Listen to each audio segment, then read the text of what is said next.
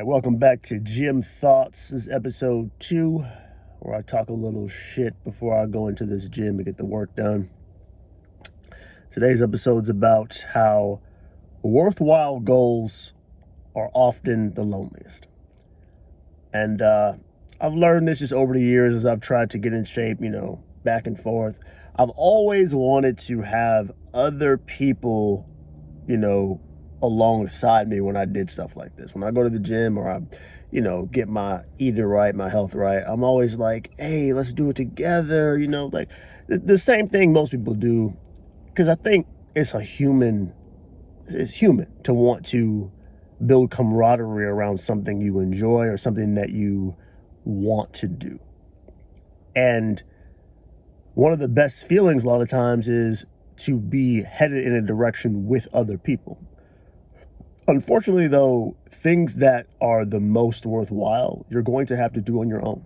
Because if this goal that you have, be it money, health, whatever it is, if it's something you truly want and not a lot of people have, you have to understand there's a reason why most people don't do it. And it's not just because, they decided, screw that, I don't want to do it. They might want it, but the things that it takes to get there, they don't want to do. And that's where you start to realize it's lonely. It's a lonely road to actually get done the things you say you want to get to where you want to be. Think about all the times, if you're someone who is saving money right now, think of all the times you've had to say no to other people, right? And how many people are like, well, shit, I'm going. It's like they might invite you to all different types of places, and you got to say, nah, not today, not tonight. I got something else going on. I'm gonna chill at the house. I gotta save this money. And that night people are, man, what do they say? Making memories. You only live once. All the things that lure you in to making decisions that tomorrow you're going to regret. And in order to have money, sometimes you got to say no. And the same is true with your health. Like, if you want a body that you're proud of, not just one that looks good, one that's functional, one that can get up and jog and run and go up flights of steps without getting winded, something that you could actually work with, that can perform, you have to be willing to say no to the shit that most people put in their mouth. Just like I said in the other video, I was at Domino's for like 8 hours, however long. Like, in that short time frame, I had to say no to different foods like 5 different times. Like, it's all around us all the time. And you start to realize like how often people don't even bother to pay attention to how they sabotage the things they say they want. But you have to be able to look past that. And that is what makes it lonely. It is lonely because most people aren't willing to do it because it's hard. It's hard as hell and it's uncomfortable. It's not fun. Like, I don't want to be at the gym. I don't want to go to the gym most days. Last night, I did a leg workout. And I came to the gym late because I had other things going on throughout the day. And I didn't want to go, but I got my ass up and did it. Like, people talk a lot about motivation for goals and like, oh my God, like how do you stay motivated to save money? How do you stay motivated to go to the gym? I'm not motivated at all.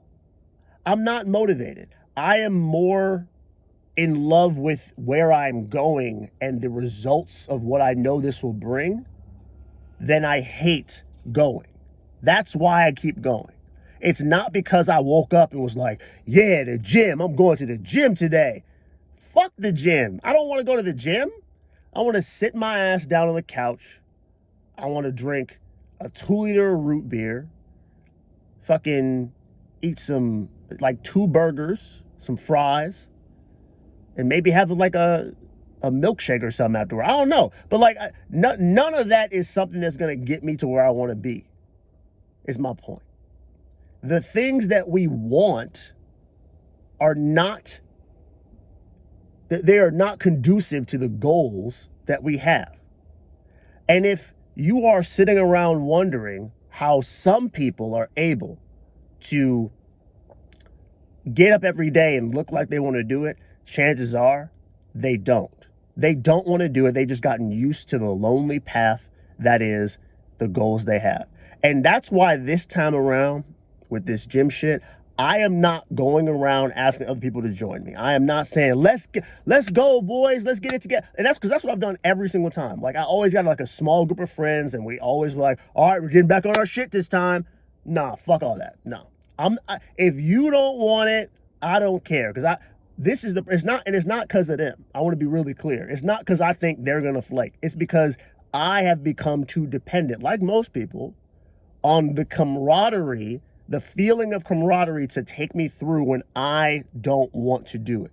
And the problem is, when other people fail you, then your willpower will fail. And if that's what you're doing in order to continue to go forward, there's always going to be a natural ending point, because eventually people's lives and what they can do and when they can do it is going to change. Not everybody can go to the gym every single day. There's going to be times where they have to rearrange their schedule. Now, my schedule is such that I can make time to go to the gym every single day if I want to. Now, I'm not going to go every day. I'm probably going to go 6 days a week and then probably have 1 day off. But even my schedule is going to change. So I have to be responsible for me.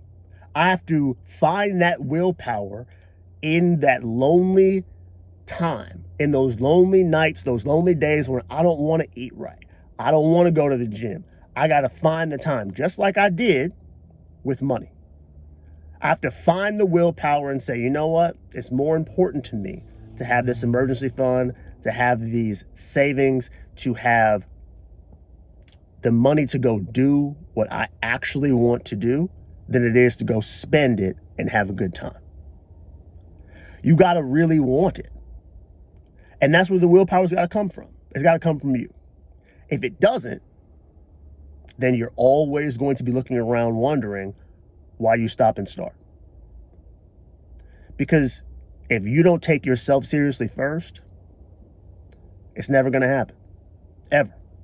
So you have to walk proudly, unapologetically in your goals, right in front of everybody. When it's the most inconvenient, you have to be able to say, no, I got something else going on that's more important to me than whatever it is you offering me.